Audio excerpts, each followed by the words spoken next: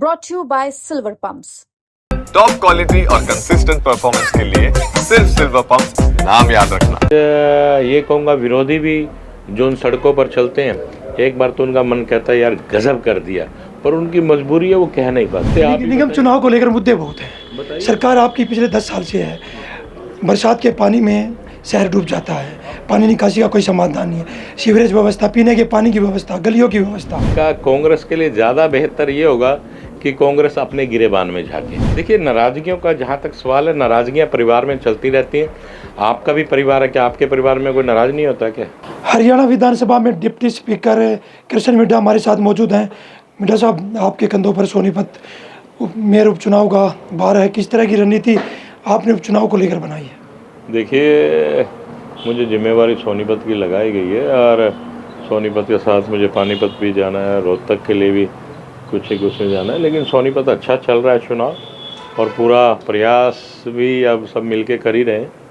तो नांदल साहब भी यहाँ हैं, मैं भी हूँ और ये सीट हम निकाल के जाएंगे, यही है। ऐसा क्या कि आप कॉन्फिडेंस में कि सीट निकाल लें? देखिए, आपके सामने कि किस प्रकार से भारतीय जनता पार्टी के जो असर है वो लोगों के दिल दिमाग पर है और लोग भी इस बात को स्वीकार कर रहे हैं कि अगर किसी भी जगह का भला कर सकते, किसी भी कोई भी कार्य अच्छे रूप से कर सकते हैं तो भारतीय जनता पार्टी कर सकती है। ये आपके समक्ष है कि किस प्रकार विकास की नीति को आगे बढ़ाने का काम अगर किसी ने किया है तो भारतीय जनता पार्टी ने किया। आज आप जींद जाइए तो 1 घंटे में आप जींद पहुंच जाते हैं। आज ये कहूँगा विरोधी भी जो उन सड़कों पर चलते हैं, एक बार तो उनका मन कहता है यार गजब कर दिया, पर उनकी मजबूरी है, वो कह नहीं पाते। आप भी उन रोडों से जाते हैं। निगम चुनाव को लेकर मुद्दे बहुत हैं। सरकार आपकी पिछले 10 साल से है, बरसात के पानी में शहर डूब जाता है, पानी निकासी का कोई समाधान नहीं है, सीवरेज व्यवस्था, पीने के पानी की व्यवस्था, गलियों की व्यवस्था। देखिए, जब यहाँ मेयर चुना गया तो उस मेयर का भी दायित्व बनता है। बहुत सारा रेवेन्यू सोनीपत से आता होगा और सरकार से भी बहुत सा पैसा आता है। उस पैसे का सदुपयोग करना तो मेयर का काम है, तो वो मेयर साहब को देखना चाहिए था। कितना काम वो कर पाए ये उन्हें देखना चाहिए था। और वहीं पर आप देखिए कि आज मैं तो यहाँ की तो मैं नहीं कह सकता, लेकिन आज आप मेरे जींद में जाइए तो बारिश के 1-1.5 घंटे के अंदर अंदर बारिश समाप्त होने के 1-1.5 घंटे में लगभग 80-85% पानी समाप्त हो जाता है। कांग्रेस के नेता लगातार आरोप लगा रहे हैं कि सोनीपत निगम भ्रष्टाचार का अड्डा बन गया है। तो अब ये इस बात का जवाब मैं क्या दूं उनको कि इससे पहले तो मेयर साहब सोनीपत के ही थे और कांग्रेस के ही थे। कांग्रेस के तो ये आपके समक्ष है बात। और रही बात भ्रष्टाचार का, कांग्रेस के लिए ज़्यादा बेहतर ये होगा कि कांग्रेस अपने गिरेबान में झाके। कांग्रेस तो जानी ही भ्रष्टाचार के नाम से। मैं ये कहूँगा कि भ्रष्टाचार जितना कांग्रेस में फैला उतना कभी भी नहीं फैला। मेयर कांग्रेस का था, विधायक कांग्रेस का था, उससे पहले कैबिनेट मंत्री कविता जैन सोनीपत से थी, सरकार बीजेपी की थी। सबका साथ सबका विकास की बात होती है, पर सोनीपत में विकास क्यों नहीं हो पाया? देखिए, मंत्री थी, उनसे जितना काम हो पाया मंत्री के होते उन्होंने पूरा हरियाणा भी संभाला और वो काम भी किया। और जहाँ तक विधायक की बात है कि कांग्रेस का विधायक था तो माननीय मुख्यमंत्री, उस समय के मुख्यमंत्री माननीय मनोहर लाल जी ने सभी विधायकों को 5-5 करोड़ रुपए देने का काम किया, चाहे वो पक्ष का हो चाहे विपक्ष का हो। आप अपने एरिया में काम कराइए और बाकी विधानसभा में अगर कोई आवाज़ उठती थी तो उस आवाज़ को भी पूरा काम करने का काम माननीय मुख्यमंत्री जी ने किया। अब काम कराने की नीयत के ऊपर डिपेंड करता है कि आपने नीयत क्या थी, आप काम करवाने के लिए कितना भाग दौड़ की। काम साहब ऐसा नहीं होता कि आपने एक काम अप्लाई कर दिया, ये काम के लिए कह दिया, घर बैठे बिठाए काम हो जाएगा, ऐसा नहीं है।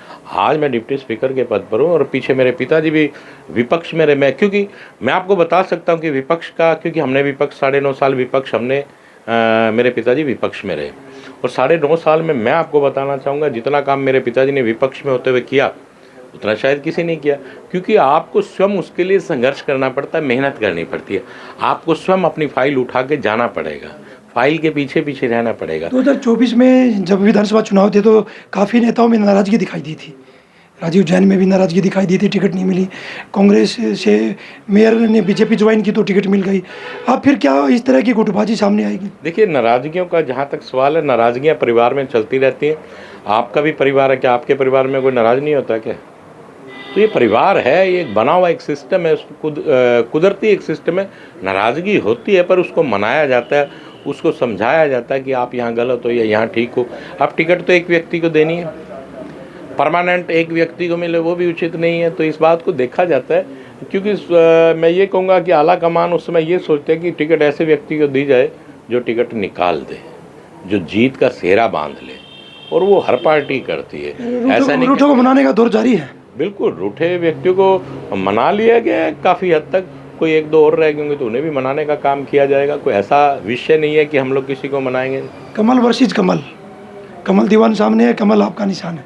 देखिए, ये इत्तेफाक है और वो तो परमात्मा और जनता जानती है कि किसके सिर पे सेहरा बंधना है, वो परमात्मा जानती है। लेकिन मैं आपसे ये कहूँगा कि कमल वर्सेस कमल है।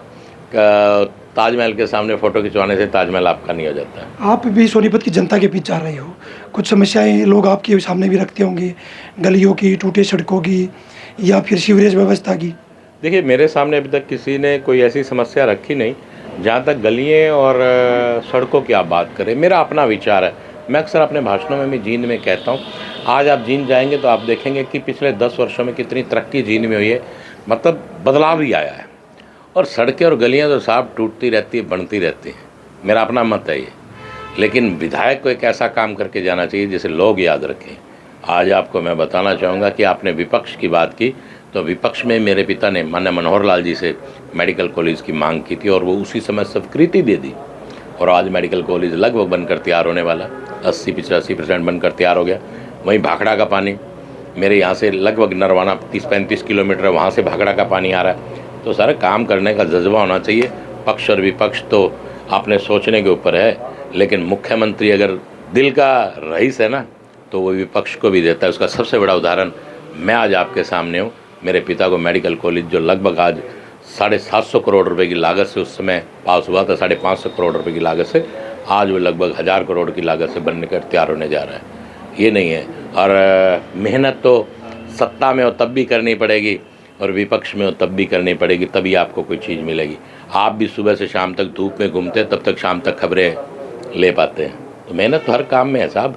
बन के घर बैठ जाओगे तो आपको कुछ नहीं मिलने वाला। देखिए, हमारे साथ डिप्टी स्पीकर कृष्ण मठादी, उनका कहना है कि चुनाव के दौरान रूठों को मनाने का दौर जारी है। अब देखना होगा सोनीपत की जनता किसको मेयर चुनकर भेजती है, सोनीपत से पवन राठी हरियाणा तक।